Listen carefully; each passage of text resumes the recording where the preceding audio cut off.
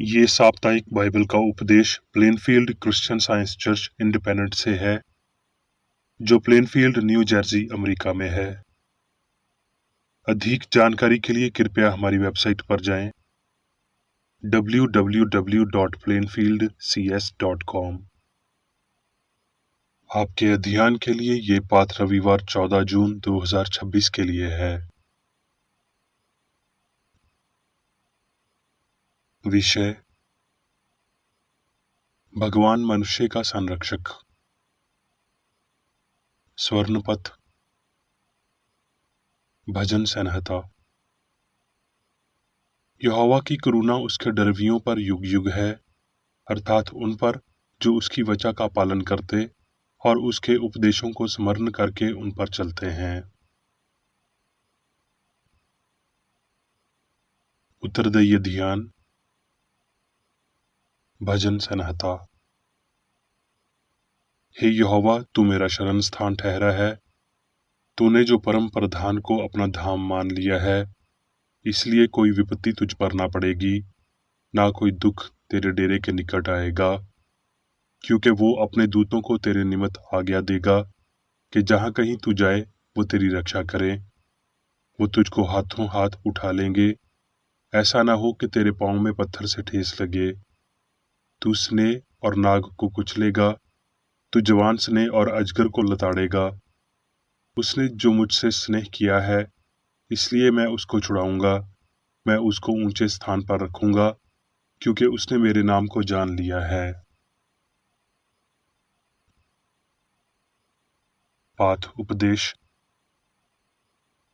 Bible में से भजन संहिता। हे यहोवा के सब भक्तों, उससे प्रेम रखो। यहोवा सच्चे लोगों की तो रक्षा करता है, परंतु जो अहंकार करता है उसको वो भली भांति बदल देता है। हे यहोवा पर आशा रखने वालों, हियाव बांधो और तुम्हारे हृदय दृढ़ रहें। भजन संहिता। हे यहोवा, अपनी भलाई के कारण मेरी जवानी के पापों और मेरे अपराधों को स्मरण न कर। अपनी करुणा ही के अनुसार तू मुझे स्मरण कर। यहोवा भला और सीधा है, इसलिए वो पापियों को अपना मार्ग दिखलाएगा। यहोवा के भेद को वही जानते हैं जो उससे डरते हैं, और वो अपनी वचा उन पर प्रगट करेगा। भजन संहिता। परमेश्वर मेरा शरण स्थान और बाल है, संकट में अति सहज से मिलने वाला सहायक। इस कारण हमको कोई भय नहीं, चाहे पृथ्वी उलट जाए और पहाड़ समुद्र के बीच में डाल दिए जाएं। परमेश्वर उस नगर के बीच में है, वो कभी टलने का नहीं। वो फटते ही परमेश्वर उसकी सहायता करता है। चुप हो जाओ और जान लो कि मैं ही परमेश्वर हूँ। मैं जातियों में महान हूँ, मैं पृथ्वी भर में महान हूँ। राज्य। यहूदा के राजा आसा के 38वें वर्ष में उमरी का पुत्र अहियब इसराइल पर राज्य करने लगा। राज्य। और तिशबी एलिया, जो जिलाद के परदेशियों में से था, उसने अहियब से कहा, इसराइल का परमेश्वर यहोवा, जिसके सामुख मैं उपस्थित रहता हूँ, उसके जीवन की शपथ, इन वर्षों में मेरे बिना कहे ना तो मी बरसेगा ना ओस पड़ेगी।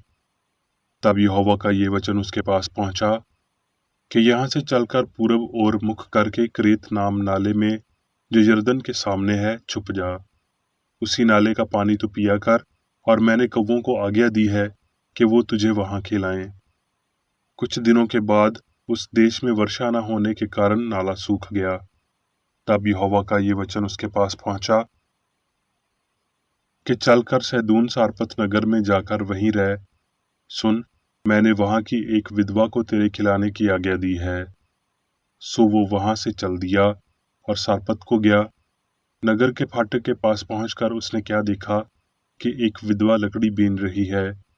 उसको बुलाकर उसने कहा, किसी पात्र में मेरे पीने को थोड़ा पानी ले आ। जब वो लेने जा रही थी तो उसने उसे पुकार कर कहा, अपने हाथ में एक रोटी का टुकड़ा भी मेरे पास लेती आ। उसने कहा, तेरे परमेश्वर यहोवा की शपथ, मेरे पास एक भी रोटी नहीं है, केवल घड़े में मुट्ठी भर मैदा और कुप्पी में थोड़ा सा तेल है, और मैं 2 लकड़ियां बिना कर लिए जाती हूँ कि अपने और अपने बेटे के लिए उसे पकाऊं और हम उसे खाएं, फिर मर जाएं। एलिया ने उससे कहा, मत डर, जाकर अपनी बात के अनुसार कर, परंतु पहले मेरे लिए एक छोटी सी रोटी बनाकर मेरे पास ले आ, फिर इसके बाद अपने और अपने बेटे के लिए बनाना। क्योंकि इस्राएल का परमेश्वर यहोवा यूं कहता है कि जब तक यहोवा भूमि पर मींह न बरसाएगा, तब तक ना तो उस घड़े का मैदा चुकेगा और ना उस कुप्पी का तेल घटेगा। तब वो चली गई और एलिया के वचन के अनुसार किया। तब से वो और स्त्री और उसका घराना बहुत दिन तक खाते रहे। यहोवा के उस वचन के अनुसार जो उसने एलिया के द्वारा कहा था, ना तो उस घड़े का मैदा चुका और ना उस कुप्पी का तेल घटा। इन बातों के बाद उस स्त्री का बेटा जो घर की स्वामिनी थी रोगी हुआ, और उसका रोग यहाँ तक बढ़ा कि उसका सांस लेना बंद हो गया। उसने उससे कहा, अपना बेटा मुझे दे। तब वो उसे उसकी गोद से लेकर उस अटारी पर ले गया जहां वो स्वयं रहता था, और अपनी खाट पर लेटा दिया। तब उसने यहोवा को पुकारा। तब वो बालक पर 3 बार पिसर गया और यहोवा को पुकार कर कहा, हे मेरे परमेश्वर यहोवा, इस बालक का प्राण इसमें फिर डाल दे। एलिया की ये बात यहोवा ने सुन ली, और बालक का प्राण फिर उसमें आ गया और वो जी उठा। तब एलिया बालक को अटारी पर से नीचे घर में ले गया, और एलिया ने ये कहकर उसकी माता के हाथ में सौंप दिया कि देख, तेरा बेटा जीवित है। स्त्री ने एलिया से कहा, अब मुझे निश्चय हो गया कि तू परमेश्वर का जन है, और यहोवा का जो वचन तेरे मुंह से निकलता है वो सच होता है। भजन संहिता। यहोवा सारी विपत्ति से तेरी रक्षा करेगा, वो तेरे प्राण की रक्षा करेगा। यहोवा तेरे आने जाने में तेरी रक्षा अब से लेकर सदा तक करता रहे। भजन संहिता। यहोवा मेरा चरवाहा है, मुझे कुछ घाटी ना होगी।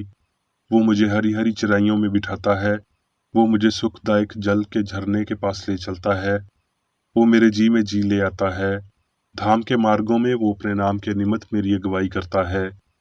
चाहे मैं घोर अंधकार से भरी हुई उतराई में होकर चलूं, तो भी हानि से न डरूंगा, क्योंकि तू मेरे साथ रहता है। तेरे सौंते और तेरी लाठी से मुझे तसल्ली मिलती है। तू मेरे सताने वाले के सामने मेरे लिए मेज बिछाता है। तूने मेरे सर पर तेल मला है, मेरा कटोरा उमंड रहा है। निश्चय भलाई और करुणा जीवन भर मेरे साथ साथ बनी रहेंगी, और मैं यहोवा के धाम में सर्वदा वास करूंगा। अब मैं मेरी बेकर एडी द्वारा क्रिश्चियन साइंस की किताब विज्ञान और स्वास्थ्य शास्त्रों की कुंजी के साथ के साहस संबंधी अंश पढ़ूंगा। विज्ञान और स्वास्थ्य। ईश्वरीय प्रेम हमेशा से मिलता है और हमेशा हर मानवीय आवश्यकता को पूरा करता है। मानव जाति के लिए और सभी समूहों में सभी अच्छे की आपूर्ति करता है। कृपा का चमत्कार प्रेम का कोई चमत्कार नहीं है। कारण सही ढंग से निर्देशित शारीरिक समझ की त्रुटियों को ठीक करने का कार्य करता है, लेकिन पाप, बीमारी और मृत्यु वास्तविक प्रतीत होगी, जैसे सोते हुए सपनों के अनुभव वास्तविक लगते हैं, जब तक कि मनुष्य के शाश्वत सिद्धभाव का ज्ञान विज्ञान की अखंड वास्तविकता के साथ उनके भ्रम को नहीं तोड़ता। परीक्षण नश्वर लोगों को एक भौतिक कर्मचारियों और एक टूटी हुई ईख पर झुकना नहीं सिखाते हैं जो हृदय को छेड़ता है। हम आनंद और समृद्धि की धूप में इसे याद नहीं करते। दुख लाभकारी है, महान क्लेश के माध्यम से हम राज्य में प्रवेश करते हैं। परीक्षण परमेश्वर की देखभाल के प्रमाण है। भौतिक विकास ही उम्मीदों की मिट्टी में बोए हुए बीज से आध्यात्मिक विकास उनकुरन नहीं करता है, लेकिन जब ये क्षय होता है तो प्रेम आत्मा के ऊंचे उत्साह का प्रचार करता है, जिसमें पृथ्वी का कोई दाग नहीं होता है। अनुभव के प्रतीक क्रमिक चरण में ईश्वरीय अच्छाई और प्रेम के नए विचार सामने आते हैं। हर समय आदमी की अच्छाई मांग, जिसमें होने की समस्या को हल करना, भलाई के प्रति समर्पण मनुष्य की ईश्वर पर निर्भरता को कम नहीं करता, बल्कि उसे बढ़ाता है। ना तो अभिषेक परमेश्वर के प्रति मनुष्य के दायित्वों को कम करता है, बल्कि उनसे मिलने की सर्वोपरि आवश्यकता को दर्शाता है। क्रिश्चियन साइंस भगवान की पूर्णता से शून्य है, लेकिन ये उसे पूरी महिमा का वर्णन करती है। बूढ़े आदमी को उसके कामों से दूर करने के द्वारा नश्वर अमरता को पहन लेते हैं।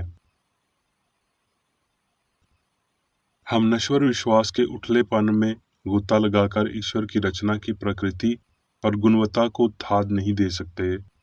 हमें जीवन में सत्य और भौतिकता को खोजने के अपने आटक संपंदन को उलट देना चाहिए और ईश्वर के अमर विचार के लिए नश्वर से ऊपर भौतिक इंद्रियों की गवाही से ऊपर उठना होगा। ये स्पष्ट उच्च विचार भगवान जैसे मनुष्य को उसके अस्तित्व के पूर्ण केंद्र और सीमा तक पहुंचाने के लिए प्रेरित करता है। प्रेरित पौलुस बुराई के अवतार को इस दुनिया के देवता के रूप में संदर्भित करता है और आगे इसे बेईमानी और चालाकी के रूप में भी परिभाषित करता है। पाप असुरियों का चंद्रमा देवता था। हर समय और सभी परिस्थितियों में अच्छाई के साथ बुराई को दूर करें, अपने आप को जानें और ईश्वर ज्ञान और बुराई पर विजय की अवसर की आपूर्ति करेगा। प्यार की कश्मकश में जकड़े मानवीय घृणा आप तक नहीं पहुंच सकती। नश्वर पुरानियों को लुपट होती सीमित आकृतियों से परे देखना होगा, यदि वो चीजों का सही अर्थ प्राप्त कर सकें।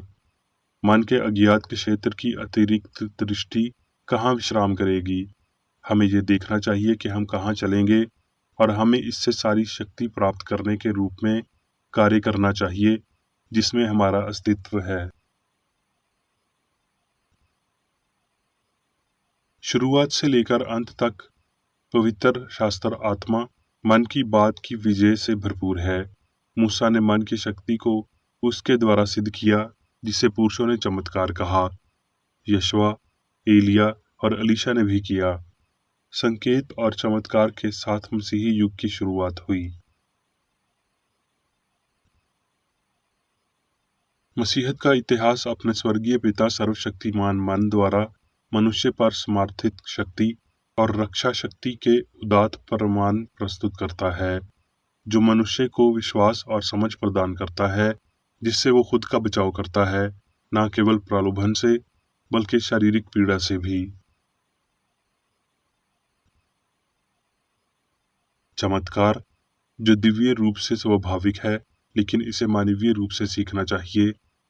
विज्ञान की एक घटना।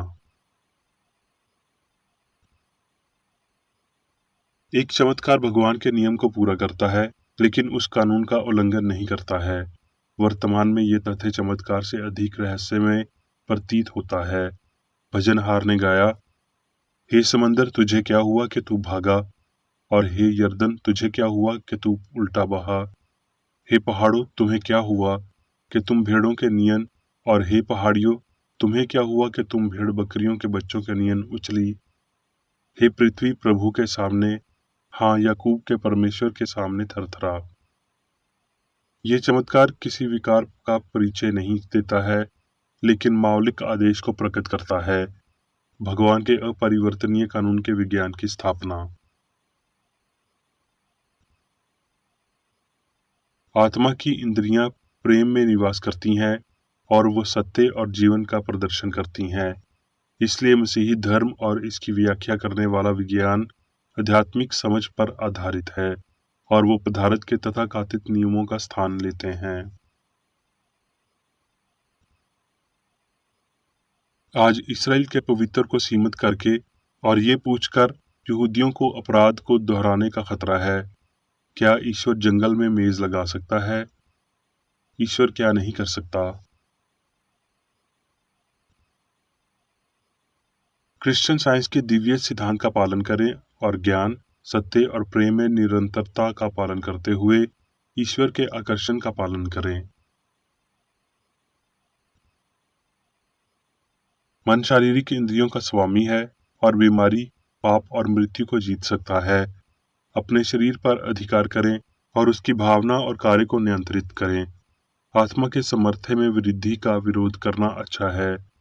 ईश्वर ने मनुष्य को इसके लिए सक्षम बनाया है और कुछ भी मनुष्य में दिव्य रूप से दी गई क्षमता और शक्ति को नष्ट नहीं कर सकता है।